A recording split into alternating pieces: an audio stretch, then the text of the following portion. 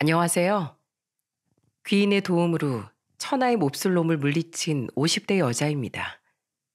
간통죄가 폐지돼서일까요? 요즘 이런저런 사연을 들어보면 겁도 없이 바람을 피우는 사람이 많은 것 같더라고요. 분명 그 끝은 몰락일 것이 자명한데 말입니다. 배우자를 배신한다는 건 대표적인 종교들의 교리에도 나와 있을 정도로 중죄이고 자극적인 주제인지라 관련 사고가 터지면 각종 연예 사회 기사에서도 곧잘 내용으로 다루곤 해요. 사람들은 입을 모아 당사자를 욕하고 손가락질하며 사회적으로 매장까지 시켜버리죠. 그런데도 불구하고 일부 사람들은 왜 그런 짓을 하는 걸까요? 뒤늦게 만난 진정한 사랑? 아니요. 저는 의리가 없고 이기적이어서라고 생각합니다. 사랑의 감정을 느꼈다면 가족을 등지고 손가락질 당할 용기가 없어서 음흉하게 뒤로 그런 짓거리를 하는 거고, 단순한 유흥이라면 순간적인 자신의 쾌락만을 위해 모두를 상처 입히는 짓이니까요. 바람에 대한 이야기가 길었는데 그건 바로 제 인생의 천하의 몹쓸 놈이 제게 그따위 짓을 저질렀기 때문이에요. 제 전남편 말입니다. 제 사연은 함께한 세월만큼의 제 인생의 한 페이지를 폐지 조각으로 만들어버린 그놈에 대한 이야기입니다. 부디 제 사연을 듣고 공감 능력이 뛰어나고 너그러운 분들께서 저 대신 시원하게 그놈 욕을 해주셨으면 하는 마음에 이 사연을 보내게 되었네요. 저는 지방의 한 도시에서 평범하게 나고 자란 사람입니다. 부모님의 도움으로 적당한 대학을 졸업한 후 회사에 취업해 서울살이 시작했죠. 친구들과 스키장에 갔다가 넘어진 저를 도와준 걸 시작으로 인연을 맺어 저는 2살 많은 회사원 남편과 결혼하게 되었어요. 자수성가하신 시아버지 덕에 시댁은 많이 여유로운 편이었는데 시부모님은 집안 차이가 나던 절 전혀 차별하지 않고 많이 예뻐해 주셨습니다. 먼저 결혼한 시숙님과 남편의 누나였던 형님도 마찬가지였죠.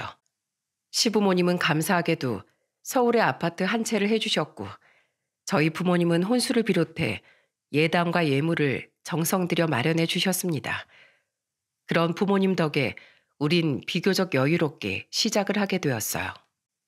결혼한 다음에 첫 아들을 낳고 2년 뒤 큰딸, 이듬해 막내딸까지 낳느라 저는 잠시 주부로서 생활을 했습니다. 막내까지 초등학교에 보내고 나자 저는 다시 일을 시작했어요.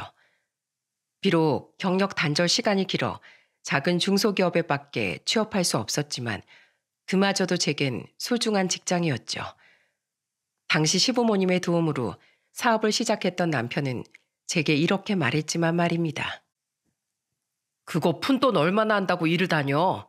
남편이 사장인데 괜히 창피하게. 대학까지 보내주신 부모님을 위해서라도 내가 배운 거 썩히고 싶지 않아. 그리고 한 번 더 나에 대해 그런 식으로 말하면 당신 나한테 밥도 못 얻어먹을 줄 알아. 회사 일과 집안일, 육아까지 병행하는 건 솔직히 고되긴 했습니다. 남편은 사업 때문에 바쁘다는 핑계로 집안일엔 거의 손도 대지 않았거든요. 그런 저를 많이 도와준 사람이 바로 천사 같은 제 아이들이에요. 특히 우리 아들은 동생들을 진두지휘하며 저를 도와 집안일을 착착착 해냈죠. 엄마 오셨어요? 오늘도 고생 많으셨어요. 제이야, 빨래 다 돌아갔으니까 건조대 널면 돼. 주란아, 청소기 다 돌렸어? 엄마 밥 차리시는 동안 화장실 청소랑 걸레질은 오빠가 할게. 엄마, 집안일을 우리가 나눠서 거의 다 했어요. 오늘 청소하는 날이었잖아요. 밥도 할까 했는데 아무리 생각해도 엄마 밥만큼 맛있는 게 없어서 저녁은 그냥 안 했어요. 대신 설거지는 우리가 할 테니까 그 뒤에 엄마는 푹 쉬세요. 제가 이따가 엄마 잠드시기 전에 발도 주물러 드릴게요. 아빠는 오늘도 늦으신다죠? 그렇다는구나. 아휴, 중고등학생들이 공부나 하지 왜 집안일을 했어. 고맙다. 우리 아들 딸들 덕분에 엄마가 얼른 퇴근하고 집에 올 맛이 나네. 좋아. 오늘 저녁엔 이 엄마가 아주 기가 막힌 오므라이스 해줄게.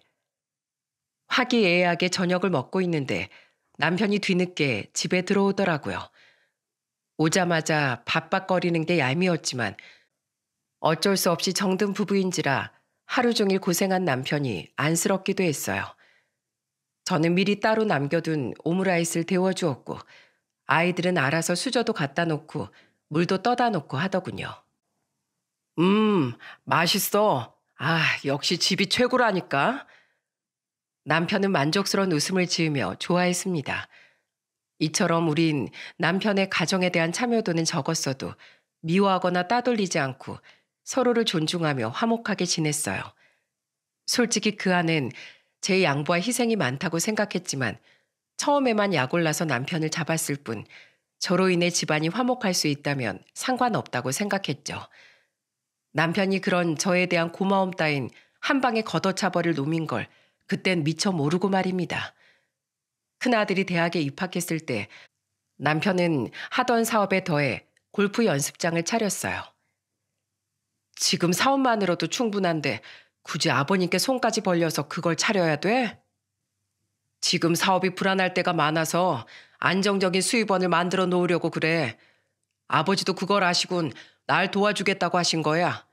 그건 그렇고 여보, 그 골프 연습장 당신 명의로 좀 차리자.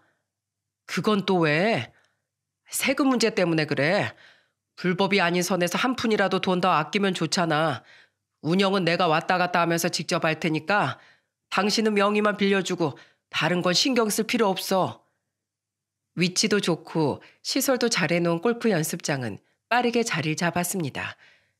처음엔 남편이 알아서 하겠거니 하고 관심이 없던 제가 그 골프 연습장을 들여다보기 시작한 건 아들이 26살일 때부터였어요. 오래 다니던 중소기업이 불황을 이기지 못하고 그만 문을 닫고 말았거든요. 남편이 돈도 잘 벌고 세 자식 모두 대학도 보냈으니 애서 돈을 더 벌 필요는 없지만 그렇다고 놀고만 있기엔 뭐했어요. 때문에 전 가끔씩 남편의 골프 연습장에 나가 직원들 대신 굳은 일도 해주고 직원들에게 음식도 해다 주곤 했죠. 다들 아직 점심 안 먹었죠? 요즘 물가도 비싼데 맨날 사 먹기 부담되잖아요.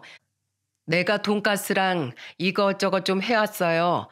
여기서 안 먹어도 되니까 나중에 집에 갈 때 꼭 싸가요. 사장에 이어 사모까지 들락거리면 직원들이 불편해할 것 같아 자주 가진 않았지만 가끔씩 만난 직원들과 전 사이가 좋았습니다. 그렇게 1년쯤 지났을 땐 당시 들어온 지 얼마 안 됐다던 한 여직원과 이런 일도 있었어요. 어느 날 청소를 해주러 골프 연습장에 들른 전 남편과 그 여직원의 대화를 듣게 되었죠. 그런데 들어보니 그 여직원의 상황이 좀 어려워 보이더라고요. 뭐? 가부를 해달라고? 그것도 2달치나? 네, 죄송해요, 사장님. 사실 제가 집에 사정이 좀 있는데요. 아휴, 말하지 마. 가영 씨. 가영 씨도 나도 돈 벌려고 같은 곳에서 일하고 있는 사람이잖아. 다 돈 때문에 이러고 있는 건데 괜히나 손해볼 일 만들면 곤란하지. 절대 곤란하게 안 만들게요, 사장님. 한 번만 도와주시면 저 남들보다 배로 열심히 일할게요. 절대 안 돼. 가불해줬다가 그대로 잠수 안 탄다고 내가 어떻게 확신해? 가영 씨, 지금 21살이라고 했나? 여기가 첫 직장이라고 했지? 사회생활이 처음이라 아직 잘 모르는 모양인데 집안일 직장에까지 끌고 오는 거 아니야. 대출을 받든 사채를 쓰든 자기 사정은 자기가 알아서 해. 난 절대 값을 못 해주니까. 퇴근 시간 한참 지났지? 이 얘긴 그만하고 얼른 가봐. 여직원은 죄송하다고 말하며 훌쩍이더라고요. 저는 골프 연습장에 들어가지 않고 잠시 밖에서 기다렸습니다. 한 5분쯤 지나니 여직원이 가방을 들고 밖으로 나오더군요. 저는 그 여직원을 조용히 불러 한 식당에 데려갔어요. 여기 한정식 집이라 좀 비싸지 않아요? 저 정말 괜찮은데요. 가영 씨, 항상 내가 음식 해다 주면 식비 아낀다고 거기서 안 먹고 집에 가져갔잖아요. 그거 생각나서 한 번쯤 안 그래도 좋은 거 한번 사주고 싶었어요. 그때 고향이 먼 지방이라고 했죠? 서울살이 혼자 하기 힘들죠. 나도 집이 서울이 아니라 어렸을 때 서울로 상경하면서 자취해봐서 알아요. 인생 선배로서 챙겨주고 싶어서 그런 거니까 부담 갖지 말고 많이 먹어요. 그건 그렇고 혹시 집안 사정이라는 거 무슨 일인지 나한테 말해줄 수 있어요? 일부러는 아닌데 아까 골프 연습장 갔다가 우리 남편이랑 하는 얘기를 들어버렸어요. 미안해요.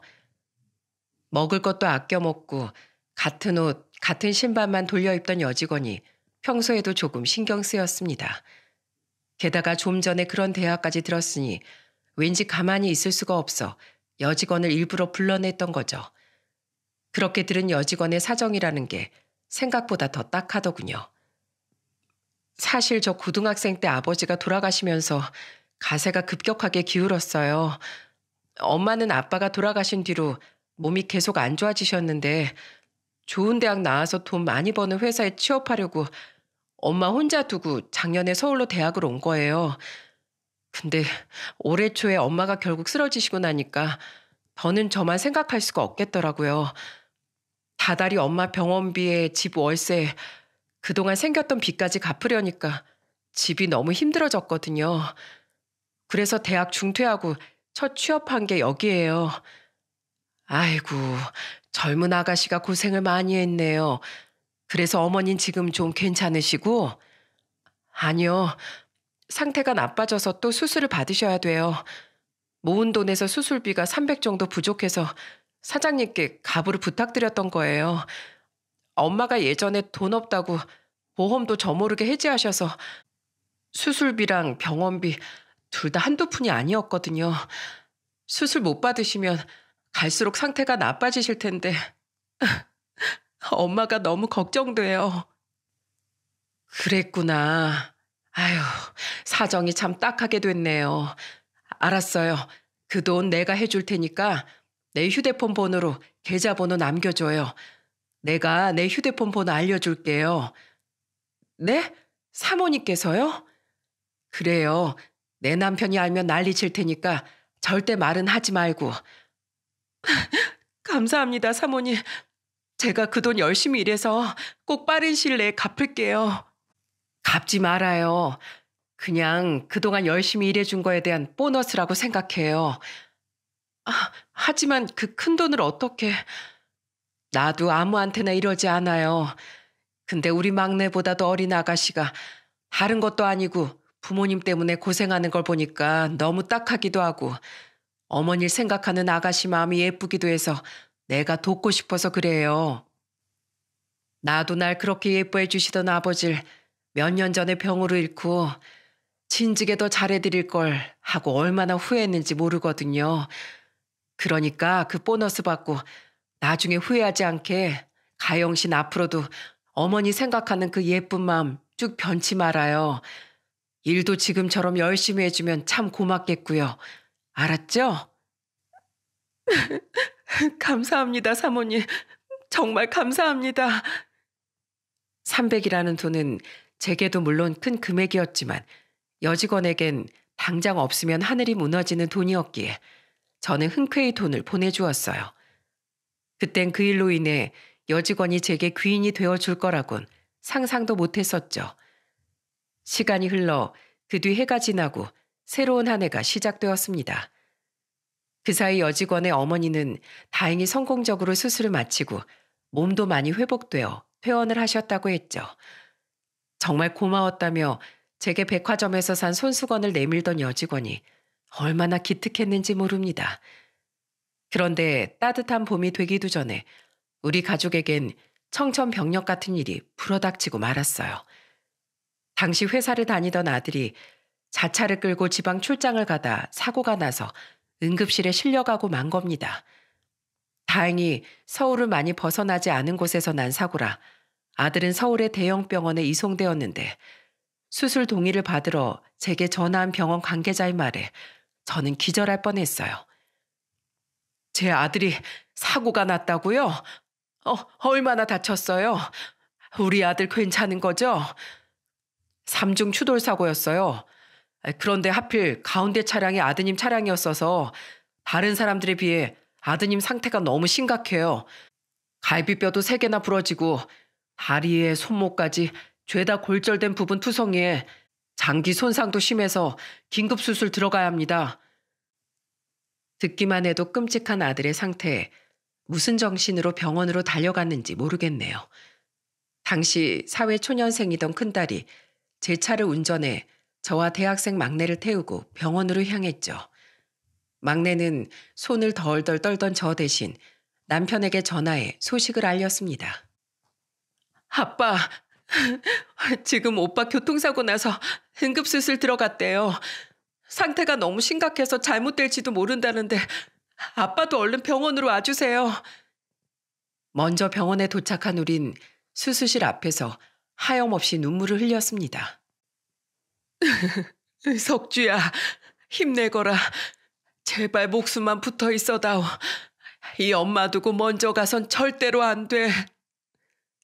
그렇게 우리 세 모녀가 서로 부둥켜 안고 불안에 떨고 있는데 왜인지 계속해서 남편이 도착하질 않더라고요. 수술이 시작된 지 5시간쯤 지났을 때 저는 남편에게 전화를 걸어봤죠. 그리고 그때 재개한 남편의 말은 상상을 초월할 정도로 기가 막혔죠. 전화를 받은 남편은 술에 잔뜩 취해 있더라고요. 당신 지금 술 마셔? 제정신이야? 지금 아들이 중내사내하고 있는데 당장 병원으로 달려오지 않고 지금 뭐 하는 거야? 괜찮아. 사고 난다고 다 죽는 거 아니야. 죽을 정도로 상태가 안 좋았으면 병원에서 애초에 수술도 시작 안 했겠지. 뭐? 야, 이 정신 나간 인간아. 평소엔 사업 때문에 바쁘다 뭐다 하면서 집구석에 잘 안 들어왔어도 적어도 아들이 이 지경이면 아빠로서 달려는 와야 될 거 아니야. 네가 인간이니? 사람이야? 당장 술 깨고 튀어오지 못해? 이러다 애가 잘못되기라도 하면 당신 평생 후회돼서 어떻게 살려고 그래? 아, 거참. 사람 쉽게 안 죽어. 그 오바 좀 하지 마. 나 지금 골프 연습장에서 한 게임하고 사업차 접대하고 있는 거거든. 일하느라 바쁘니까 끊어. 야, 이 김광희, 이 미친 자식아. 몇 번 더 제가 전화를 걸었지만 그 뒤 남편은 전화를 받지 않더라고요. 옆에서 통화 내용을 들은 두 딸은 크게 분노했죠. 아빠 진짜 미친 거 아니에요? 어떻게 사람이 이래요? 키우던 짐승이 다쳐도 가슴이 찢어지는 게 사람인데 아빠라는 사람이 어떻게 이럴 수가 있냐고요. 억장이 무너졌습니다. 이런 놈을 그래도 남편이라고 이해하고 산 30년에 가까운 시간이 허무하고 원망스러웠어요. 그렇게 우린 남편 없이 아들을 기다렸고 다행히 아들의 대수술은 7시간 만에 성공적으로 끝났습니다. 선생님, 정말 감사합니다. 우리 아들 얼굴 좀 제대로 보고 싶은데 언제쯤 면회할 수 있나요? 지금 중환자실 면회는 전면 금지되어 있어요. 아드님 의식 회복되면 저희가 따로 알려드리겠습니다. 지금은 어떤지 모르지만 한참 난리였던 마스크 시국 때문에 당시엔 중환자실 면회가 안 됐었어요. 하지만 그렇다고 아들이 깨어나지도 못했는데 제가 어떻게 집에 가서 두 발 뻗고 자겠습니까? 저는 초조한 마음으로 중환자실 앞에서 기다렸어요. 다행히 아들은 수술 2시간 뒤 의식을 되찾았습니다. 밖으로 나와 알려주는 간호사의 말에 저는 바닥에 주저앉아 흐느끼고 말았죠. 감사합니다. 정말 감사합니다. 엄마, 이제 집에 가요. 이러다 엄마가 먼저 쓰러지겠어요. 저는 그제야 딸들과 함께 집으로 향했습니다. 그런데 아들에 대한 걱정을 약간이라도 덜어내니 잠시 잊었던 남편 놈이 생각나 분노가 치밀더군요. 집에 거의 다 와갈 때 저는 큰딸에게 저 먼저 내려달라고 말했어요. 왜요? 설마 엄마 아빠 찾아가려고 하는 거 아니죠? 그런 인간 집에 오든 말든 그냥 내버려 둬버려요. 아니야. 엄마가 급하게 오느라 잠깐 잊었던 일이 있어서 그래. 너희 먼저 집에 들어가 있어. 엄마 금방 갈게. 저는 딸들에게 부모로서 더 이상 안 좋은 모습을 보이고 싶지 않았습니다. 하지만 그대로 남편을 내버려 두기엔 너무 화가 났기에 술을 마시고 있다던 골프 연습장에 쳐들어가지 않고선 견딜 수가 없었죠. 머리끄댕이를 한 번이라도 쥐어 뜯어놔야 이대로 이혼을 해도 화병이 나지 않을 것 같았어요. 그렇게 혼자 골프 연습장으로 향한 전 그곳에서 차마 상상도 못한 엄청난 진실을 알게 되었습니다. 골프 연습장엔 남편은 온데간데 없고 제게 도움을 받았던 여직원 가영 씨만이 골프 연습장을 지키고 있더라고요. 저는 잔뜩 화가 난 채 물었어요. 가영 씨, 지금 이 인간 어디 있어요? 아까 분명 여기 있다고 했는데. 아까 골프 치고 룸에서 술 드시다가 2차 가신다고 나가셨어요. 근데 사모님, 우셨어요? 무슨 일 있으세요? 술 처먹다 못해 2차를 가? 내 아주 이 인간을 그냥. 혹시 어디 갔는지 알아요? 죄송해요. 거기까진 저도 잘 모르겠어요. 저 사모님, 혹시 시간 좀 괜찮으세요? 안 그래도 제가 조만간 연락드리려고 했는데 오신 김에 말씀드릴 일이 있어서요. 뭔데요? 급한 거 아니면 다음에 이야기하면 안 될까요? 내가 지금은 좀 정신이 없어서요. 제정신이 아니었지만 뭔가 망설이는 여직원의 표정이 심상치 않은 것 같아 저는 우선 자리에 앉았습니다. 그리고 여직원의 입에서 나온 말은 제 얼굴의 핏기를 싹 가시게 만들었죠. 저 사모님, 사장님 믿지 마세요. 사장님 지금 엄청 나쁜 짓 하고 계세요. 네? 그게 갑자기 무슨 말이에요? 사실 2달 전부터 사장님이 여기 단골이던 어떤 여자분이랑 만나시더라고요. 평소 하는 얘기를 들어보니까 자긴 약국까진 약사라는데 20대 중반 정도로 보이는 자기 아들이랑 자주 왔었거든요. 우리 직원들도 처음엔 왜 사장님하고 그 여자가 같이 골프를 치나 했는데 지켜보니까 서로 그렇고 그런 사이인 것 같더라고요. 뭐라고요? 지금 내 남편이 바람을 피우고 있다는 소리예요? 아마 맞을 거예요. 사장님이 그 여자뿐 아니라 그 아들한테도 엄청 잘해주셨거든요. 저번에 그 남자가 카운터 근처에서 통화하는 말을 들었는데 사장님이 그 남자한테 각종 명품 옷에 지갑에 최근에 4천만 원짜리 차도 뽑아줬대요. 아무 이유 없이 사장님이 남한테 그런 거 사주실 분은 아니잖아요. 사실 오늘도 그 여자랑 아들이랑 셋이 골프 치고 여기서 한잔하다가 술에 취해서 기분 좋다면서 셋이 2차로 또 술 마시러 간 거예요. 그 아들이 위스키를 좋아한다면서 고급 바로 데려가 주겠다고 하시는 거 제가 들었어요. 저 사모님께 어떻게 말씀드려야 하나 고민했었어요. 사모님이 너무 좋은 분인 거 아니까 충격이 크실 것 같아서요. 그래도 더 일찍 말씀드려야 했는데 죄송해요. 아니에요. 그래도 일하는 곳 사장 일이라 말하기 힘들었을 텐데 어떻게 나한테 말해줄 생각을 했어요? 당연히 그래야죠. 사모님이 저한테 어떻게 해주셨는데요. 직원들도 당장 돈은 벌어야 하니까 말 못했던 거지. 사실 다들 사모님께 말씀드리고 싶어 했어요. 고마워요, 가영 씨. 가영 씨 아니었으면 바보처럼 그 인간 제대로 응징도 못하고 갈라설 뻔했네요. 나 먼저 가볼게요. 나 여기 왔었다는 말 그 인간한텐 하지 말아주세요. 미친 인간 아닙니까? 자기 아들은 사경을 헤매고 있는데 바람난 것도 모자라 상간녀 아들이랑 술을 마시러 가요? 도저히 그 연놈들을 가만둘 수가 없었습니다. 저는 휴대폰으로 폭풍 검색을 해 평이 좋은 흥신소를 찾아봤어요. 그중 전직 경찰 출신도 있다던 업체에 연락해 남편과 그 여자에 대한 뒷조사를 의뢰했죠. 적을 알고 나를 알면 백전백승이라고 정보를 제대로 알아야 작사를 내도 내지 않겠습니까? 그날 남편은 밤늦게 술에 취해 들어왔어요.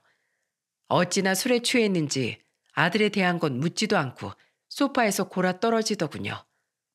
그리고 다음날 일어나 제게 한다는 말이 아주 가관이더라고요. 석주 수술 잘 됐지?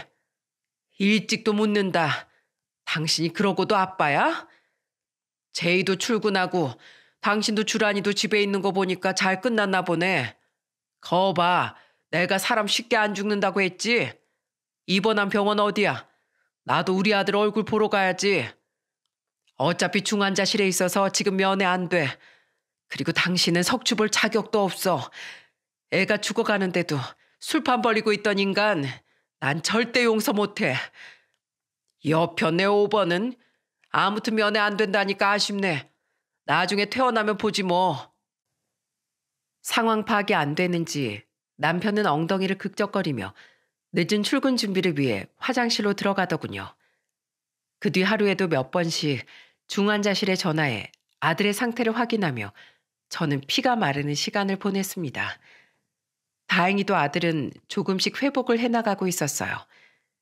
그리고 그날 이후 저와 딸들은 남편을 투명인간 취급했죠. 마음 같아선 당장이라도 내쫓고 싶었지만 꾹 참고 흥신소에서 연락이 오길 기다렸어요. 그렇게 나흘이 지난 날 점심에 드디어 연락이 온 흥신소 직원에게 자료를 건네받고 저는 입을 떡 벌렸습니다. 반전의 연속인 듯 그 여자의 실체는 어마어마했거든요. 남편분과 그 여자가 만나는 사진, 집에 드나드는 사진 등 증거로 쓸 자료는 충분하실 겁니다. 그리고 그 아들한테 차를 사줬다는 대화 내용까지 전부 다 녹음했어요. 둘이 만난 진 석 달쯤 됐더라고요. 고생하셨어요. 근데 그 여자 약사가 아니던데요. 예? 자기 약국을 가지고 있다던데요. 그거 맞는데 뭐 나올 게 없나 좀 캐보니까 어마어마하더라고요. 우선 그 여자 예전에도 바람 피워서 이혼당했더군요. 그 뒤에도 이 남자 저 남자 만나면서 돈을 받아내고 아들 유학도 잠깐 보냈더라고요. 막말로 기생충 같은 여자죠. 근데 전에 오래 만난 남자 하나가 약사였더라고요. 그때부터 작정하고 보고 배운 건지 약학 관련 지식이 좀 있었나 봐요. 그 남자랑 헤어진 뒤에 약사였던 70대 남자 한 명을 알게 돼서 명의를 빌려 약국을 차린 거예요.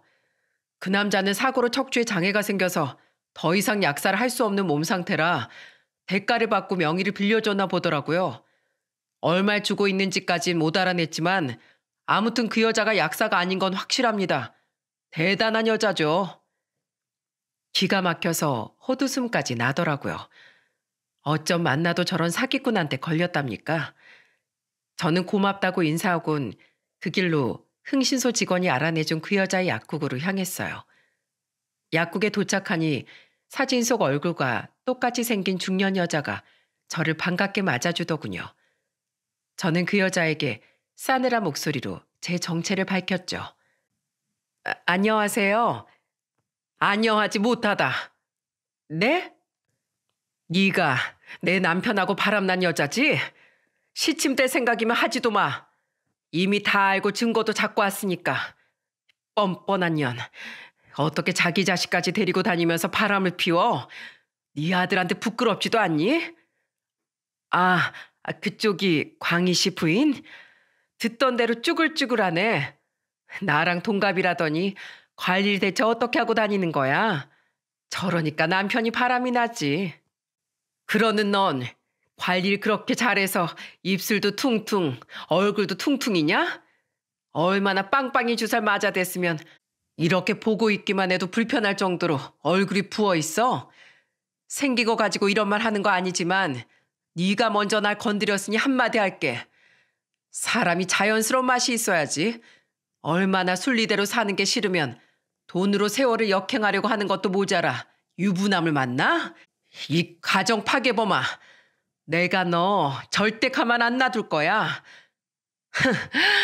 가만 안 놔두면 뭐 네가 어쩔 건데? 간통죄도 폐지된 마당에 네가 할 수 있는 일이 이혼하고 나한테 위자료 청구하는 것밖에 더 되겠어? 줄게. 그깟 돈 약사인 나한텐 푼돈이나 마찬가지거든. 근데 돈 잘 버는 남편마저 잃으면 얼굴도 엉망이야. 능력도 없어. 너한테 남는 건 뭐가 있을까? 이 인생 실패자야. 이혼해주면 네 남편은 내가 고맙게 가질게. 그 여자는 제게 빌긴커녕 오히려 뻔뻔하게 저를 조롱하더라고요. 저는 정수기에 있는 찬물을 떠서 그 여자의 얼굴에 확 뿌려버렸습니다. 그리고 그 여자에게 한마디를 남기고 유리문을 뻥 차며 나와버렸죠. 야, 너 미쳤어? 그럼 남편이란 놈이 바람을 피웠는데 제정신이겠냐? 무식한 소리 하고 있어. 너 오늘 나한테 건방지게 군 거 땅을 치고 후회하게 해줄 거야. 알았어? 아이고, 무서워라. 기대할게. 그 여자는 다가올 자신의 불행은 상상도 못한 채 끝까지 이죽대더라고요. 이후 미리 약속을 잡아둔 변호사 사무실에 가서 이혼 상담까지 받고 집에 왔더니 마침 남편도 딱 맞춰서 집에 도착하더군요. 남편은 절 보자마자 대뜸 이러더라고요. 당신 성희 약국에 찾아가서 물까지 뿌렸다며? 점잖지 못하게 남의 사업장 가서 그게 뭐하는 짓이야? 성희? 내 이름 불러준 건 언젠지 기억도 안 나는데 고작 석 달 만난 상간녀는 다정하게 이름으로 부르냐? 당신이 내가 그 여자 만나는 거 언제 알았는지 모르겠는데 이런다고 당신한테 득될 게 뭐가 있어?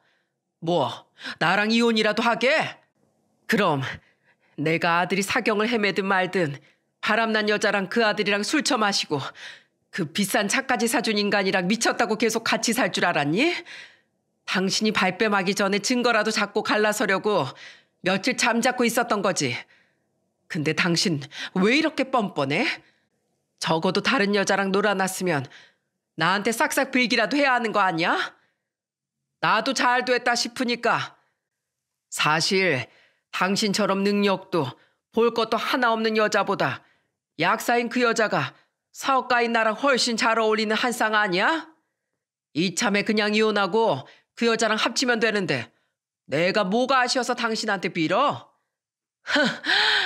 참 뻔뻔한 인간들끼리 아주 잘 만났네. 아주 잘 어울리는 바퀴벌레 한 쌍이야. 당신 같은 인간을 남편이라고 데리고 산 내 자신이 아주 끔찍하게 싫어진다.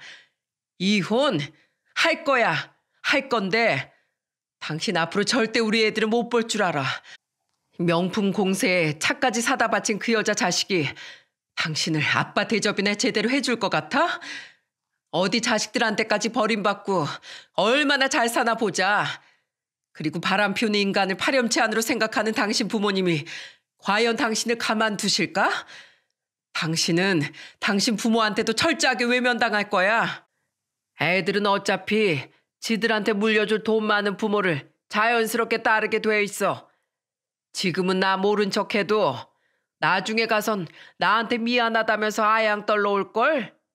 그리고 아무리 그래도 우리 부모님은 자식밖에 모르는 분들이야. 설마 이혼하면 생판남인 당신 때문에 나를 안 보실까 봐? 당신 머리가 너무 꽃밭이네. 됐고 내가 위자료 겸해서 공동명인 이 집은 당신 줄 테니까 깔끔하게 이혼하자고. 깔끔은 개뿔. 당신 잊었어? 당신 골프 사업장 4명인 거? 멍청한 남편은 거기까진 생각을 못했는지 안색이 파리해지더군요. 저는 그런 놈에게 당당히 제 몫을 요구했죠. 아파트에 그 골프 연습장까지 다 내놔. 어차피 당신은 그거 나한테서 못 뺏어가. 나 오늘 변호사 상담받고 왔거든. 당신이 합의 이혼 안 하면 나 소송까지 불사할 건데 어디 한번 개싸움 해볼래? 유책 배우자인 당신이 많이 불리할 텐데. 그게 얼마짜린데 내가 미쳤다고 당신한테 줘? 줘. 내가 30년 가까이 거의 독박 육아하고 그 와중에 일도 하고 집안일까지 도맡으면서 얼마나 개고생을 했는데 당신도 일말의 양심이라도 있으면 나한테 군소리하면 안 되지. 난 현금 재산도 나눠받고 아파트랑 그 골프 연습장까지 다 받아낼 거야. 나이 들더니 욕심만 늘었네. 늘었어. 그래, 가져가. 다 가져가. 대신 애들 결혼할 때 결혼자금 달라고 나한테 아쉬운 소리 절대 하지 마. 당신 알았어? 이번에 가져간 것들로 다 알아서 해결해. 안 그래도 너 같은 인간한테 우리 애들 결혼자금 같은 거 손 벌릴 생각 없었어. 이것 봐. 당신 아직도 중환자실에 누워있는 우리 아들 걱정 하나도 안 하고 당신 돈 지킬 생각만 하고 있지? 그딴 인간한테 우리 애들 일 하나라도 상의할 생각 추호도 없네요. 이 아파트 나한테 준다고 했지? 내일 당장 짐 싸서 나가. 그리고 내일부터 골프 연습장도 나올 생각 절대 하지 말고. 간다 가. 나 오늘 잠 나가서 잘 거니까 내일 나 이삿짐 쌀 때 집에 있지나 마. 나중에 집에 들어온 딸들은 제게 모든 이야기를 듣고 경악을 했습니다. 특히 너무 큰 배신감에 큰딸은 눈물까지 글썽였죠. 오빠 수술 날에도 알았지만 그 인간은 아예 상종도 못할 인간이네요. 우린 더 이상 그 사람 아빠로 생각 안 할 거예요. 2번 다시 안 볼 거라고요. 혼자서 얼마나 속상하셨어요, 엄마. 비록 남편은 절 배신했지만 든든한 자식들이 있었기에 저는 하나도 두렵지 않았습니다. 다음 날 남편은 정말로 짐을 빼서 나가버렸고 이튿날 함께 이혼서를 내는 걸 끝으로 저는 남편을 제 인생에서 정리해버렸어요. 남편에게 들었는지 시어머니는 제게 전화해서 미안하다고 엉엉 우시더라고요. 에휴, 미안하다 어머마. 이게 무슨 날벼락이라니. 그 몹쓸 놈 뭐가 그렇게 당당한지 너랑 호적 정리되면 바로 재혼하고 싶다더라. 우린 그 인간 같지도 않은 놈 앞으로 절대 안 볼 거다. 어머마, 그놈 부모인 우리가 밉겠지만 가끔이라도 우리 손주 손녀들은 보여주면 안 되겠니? 적어도 중환자실에 누워있는 우리 손주 나중에 문병이라도 가게 해다오. 아휴, 이미 성인이 된 애들인데 제가 보여드리고 말고 할 게 뭐가 있나요? 편하게 만나세요. 저 그놈은 찢어 죽이고 싶을 정도로 밉지만 2분은 원망하진 않아요. 2분이 제게 그동안 얼마나 잘해주셨는데요. 우리 석주도 꼭 무사히 회복될 거니까 일반 병실로 옮기면 그때 문병 오세요. 나중에 시아버지와 시숙님, 형님도 제게 사과 전화를 하시더라고요. 이렇게 식구들은 멀쩡한데 왜 하필 제 남편이라는 놈만 그 지경이었는지 알다가도 모를 일이었죠. 이혼 서류를 낸 날 저는 곧장 경찰서로 가 상간녀를 약사법 위반으로 신고해버렸습니다. 겁도 없이 빌린 면허로 약사 행세를 하고 다니는 그런 인간은 공익을 위해서라도 가만둘 수 없었으니까요. 그 전에 당장 신고하고 싶었지만 남편 놈이 자신이 사기꾼에게 당했다는 사실을 알면 제게 질척될까 봐 일부러 며칠 기다렸던 거죠. 아니나 다를까 그 후 얼마 지나지 않아 남편이 대뜸 집에 찾아오더라고요. 저녁을 먹고 있던 저와 딸들은 무척이나 놀랐죠. 남편은 대뜸 제 앞에 무릎을 꿇으며 싹싹 빌기 시작했습니다. 여보, 정말 미안해. 나 한 번만 용서해줘. 그 여자 사기꾼이었대. 진짜 약사도 아니었대. 나 그 여자 집에서 지내고 있었는데 경찰들이 그 여자를 내 앞에서 잡아갔어. 나 진짜 기절하는 줄 알았어. 그 여자 완전 꽃뱀이었다고. 놀라서 그 아들한테 전화하니까 그 여자 잡혀갔단 말 듣더니 자기 모르는 일이라면서 2번 다시 자기한테 연락하지 말래. 그리고 나의 내 전화 받지도 않아. 내가 그렇게 잘해줬는데. 거기다가 여보, 우리 부모님이 나한테 절연하재. 나 같은 건 더 이상 자식으로 생각하지 않겠대. 가지신 유산도 형하고 누나한테만 미리 증여해버릴 거니까 다신 자기들한테 손 벌릴 생각 꿈도 꾸지 말라셔. 어떻게 자식한테 이렇게 냉정할 수가 있어? 여보, 나 지금 가지고 있는 사업장 계속 불안해서 골프 연습장 수익이랑 부모님 도움으로 지탱하고 있던 거란 말이야.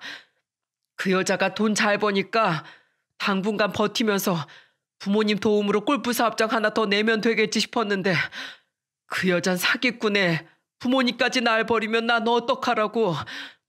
여보, 우리 이혼 숙려기간 아직 한참 남았잖아. 우리 이혼 무르고 다시 새 출발하자. 어? 우리가 그동안 산 세월이 얼만데 이렇게 쉽게 갈라설 수 있겠어. 내가 잠깐 정신이 나갔었나 봐. 제발 나 좀 한 번만 봐줘. 나 완전 낙동강 오리알 됐어. 낙동강 오리알이든 붕어알이든 내가 알 바야? 그렇게 부모가 자기 안 버릴 거라고 철석같이 믿더니 꼴 좋다. 네 사업장이 그 지경인데도 약사 여자 하나 잡아보겠다고 몇 천씩 그 여자 아들한테 펑펑 써댔니? 난 당신하고 같이 살 생각 추호도 없어. 골프 사업장은 이미 내놨어. 아주 비싼 값에 팔아버릴 거야. 그러니까 며칠도 안 돼서 이렇게 싹싹 빌 거. 뭐 그렇게 턱을 치켜들고 잘난 척을 했대? 난 당신이 나한테 빌 거 알고 있었어. 그 여자 신고한 게 나거든. 그리고 당신 부모님이 얼마나 좋은 분들인지 아니까 당신 용서하지 않으실 것도 예상했어. 그러니까 난 전혀 당신이 불쌍하지 않아. 당신 주위엔 이제 아무도 없어. 당신은 철저한 외톨이야. 그게 평생 당신한테 헌신한 나를 배신하고 자식을 나 몰라라 한 당신 행동에 대한 대가야. 이혼에 대해 이제 와서 딴소리 할 거면 난 이혼 소송 걸 건데 어차피 결과는 똑같을 거야. 그러니까 없는 마당에 변호사 비용까지 쓰고 싶지 않으면 순순히 이혼 마무리해. 제이야, 주라나, 너희가 엄마 좀 설득해봐. 나 너희들 아빠잖니, 어? 우리 원래 다섯이서 행복했잖아. 어떻게 자식이 돼서 부모를 저버리니?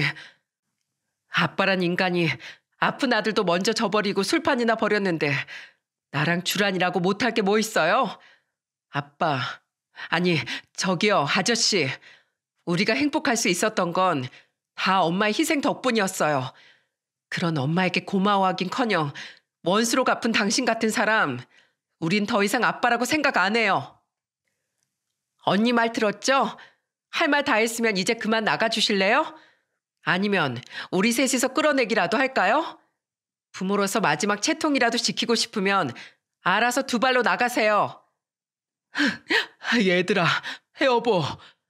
한심한 인간아. 그러게 평소에 좀 잘하지. 어떻게 자식들한테 저런 취급을 받니? 애들 말 못 들었어? 당장 나가.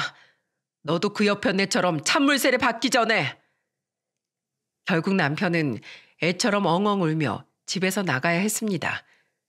참으로 한심한 뒷모습이었죠. 그 뒤 남편은 집으로 찾아간 상간녀 아들에 의해 그 집에서 쫓겨났다며 며칠 밤만 재워달라고 제게 또 전화를 걸기도 했어요. 지금 공실로 나와 있던 원룸에 급하게 월세로 들어왔다며 말이죠. 어림없는 소리 하지 말라며 저는 그냥 전화를 끊어버렸네요. 이후 저는 남편과 무사히 이혼을 마무리할 수 있었습니다. 남편은 당시 임시로 살던 원룸을 나와 작은 아파트 전세를 구했다더라고요. 저는 끝까지 불쌍한 척하던 그놈에게 비웃음을 날려주었죠. 조사 결과 상간녀는 요양급여 비용 등 건강보험공단으로부터 13억에 달하는 금액을 편취했다더군요. 다달이 명의를 빌려주는 조건으로 200만 원씩 지불하면서 말입니다. 참으로 간이 배 밖으로 나온 여자였어요. 그 여자는 결국 징역 2년을 구형받았고 명의를 빌려줬던 사람은 집행유예 선고를 받았다더라고요. 그것과 별개로 저는 그 상간녀가 푼돈이라고 치부하던 위자료까지 말끔하게 받아먹었죠. 한편 저희 아들은 중환자실 신세를 진 지 3주 만에 일반 병실로 옮길 수 있었습니다. 소식을 듣고 우리 세 모녀 이외에 제일 먼저 달려온 사람은 바로 시부모님이었죠. 귀한 우리 손주, 깨어나줘서 정말 고맙다. 이제 이 해레비는 눈을 감아도 여한이 없구나. 친정엄마를 모시고 살던 남동생 부부도 한달음에 서울로 올라왔고 그날 엄마를 마주친 시부모님은 엄마에게도 진심으로 사죄를 하시더라고요. 엄마는 자식이 내 마음대로 되냐며 넓은 마음으로 두 분을 다독여 주셨죠.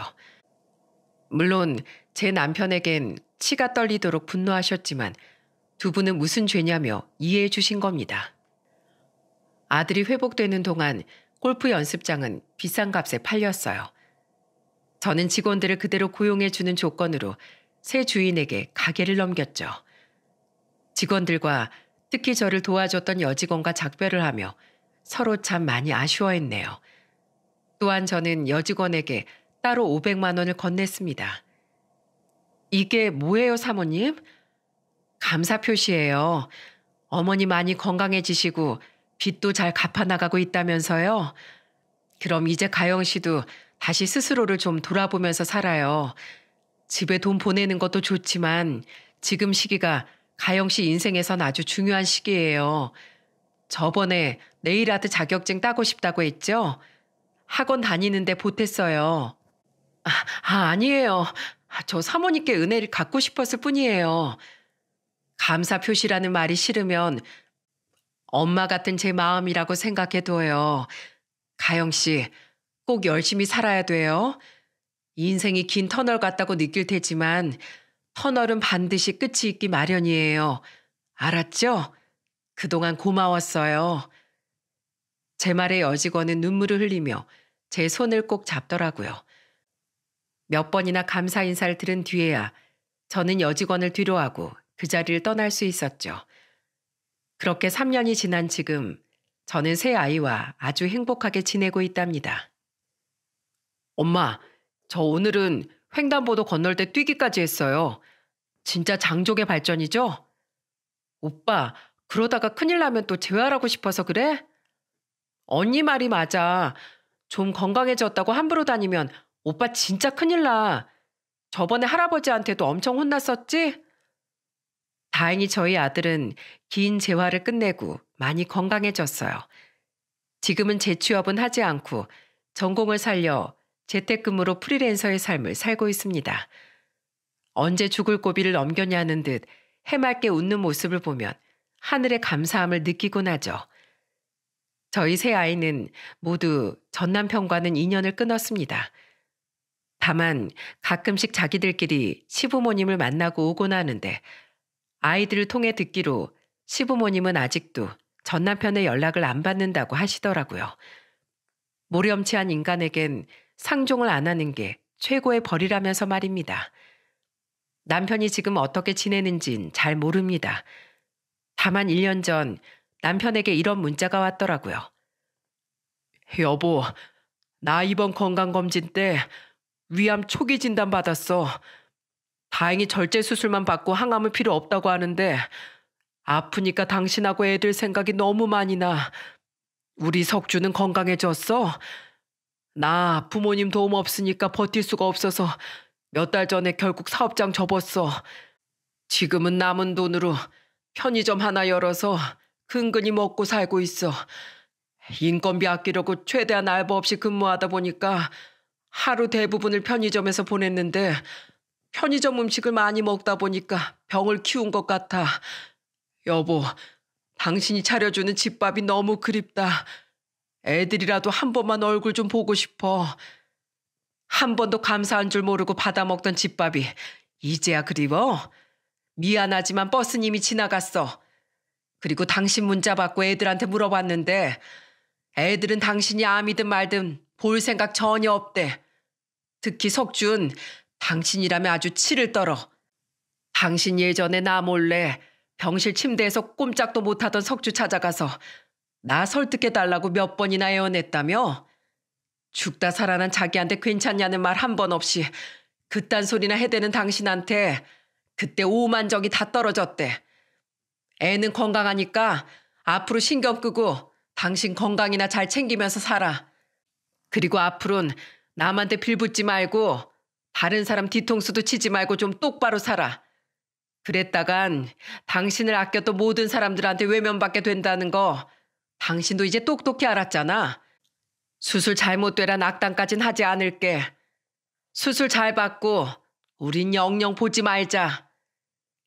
장문의 답장을 끝으로 저는 그 인간을 차단해버렸습니다. 그렇게 절 배신한 남편은 결국 바람난 여자에게 뒤통수 맞고 자기 부모님과 자식들에게까지 모두 버림받는 비참한 최후를 맞이한 거죠. 아마 수술이 잘 됐으면 여전히 편의점 장사를 하며 외롭게 살고 있을 것 같은데 부디 애들에게 더 이상 부끄럽지 않게 앞으론 제대로 좀 살았으면 좋겠네요. 저는 골프 연습장을 판 돈으로 아이들과 아주 잘 먹고 잘 살고 있습니다. 또한 애들이 결혼할 땐 미리 빼둔 돈으로 든든히 지원도 해줄 생각이에요. 저는 다음 달엔 저렴하게 인수한 카페의 사장이 된답니다. 아직 젊은 나이에 놀고 먹을 순 없잖아요.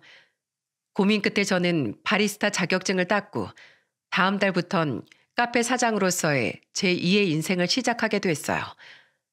앞으론 오래도록 건강하게 자식들과 행복한 삶을 살고 싶다는 게 제 유일한 바람이죠. 여러분, 대체 바람 같은 걸 왜 피우나 했는데 바람 피운 사람은 외도할 때 느껴지는 아찔한 맛을 즐긴다더군요. 롤러코스터 타듯 짧고 강렬하게 느껴지는 쾌감과 짜릿함 때문에 가족을 등지는 인간은 절대 누군가의 진정한 가족이 될 수 없다고 생각해요. 거기에 돈이라는 세속적인 이유까지 덧붙이는 제 전남편 같은 인간이라면 더더욱 상종해선 안 되겠죠.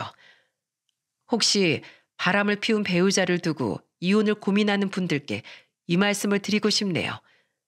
뒤늦게 후회한다고 한들 한 번 배신한 인간은 언젠가 또 배신하게 마련이니 절대 용서해 주지 마시라고요. 괜한 정에 이끌려 뒤돌아보지 말고 저처럼 받을 거 다 받고 새 인생을 멋지게 사셨으면 좋겠습니다. 배우자로서 부모로서의 삶도 중요하지만 우린 스스로의 인생을 아끼고 사랑해줄 의무가 있는 소중한 사람이니까요. 저와 비슷한 아픔을 겪은 분들께 진심 어린 응원을 바치며 이만 사연을 마치겠습니다. 모두들 행복하세요.